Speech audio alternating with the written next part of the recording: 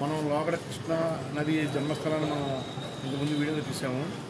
అలాగే ఈసారి ఆ నది ఎక్కడ సంగమిస్తుందో కూడా తెలుసుకోవాలంటే విజయవాడ, మన కృష్ణా జిల్లాలో విజయవాడ నుంచి సుమారు 62 కిలోమీటర్ల దూరంలో ఉన్న హంసల దీవిలో మన ఈ కృష్ణా నది సాగపడుతుంది.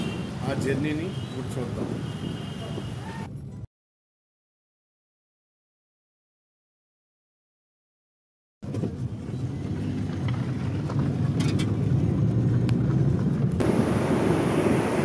మహారాష్ట్ర పశ్చిమ కనుమలలో మహాబలేశ్వర్లో పుట్టిన కృష్ణమ్మ తన సుదీర్ఘ ప్రయాణాన్ని ముగించుకొని కృష్ణా జిల్లాలో గల ఈ హంసల దీవి ప్రాంతంలో సాగర సంగమం జరుగుతుంది.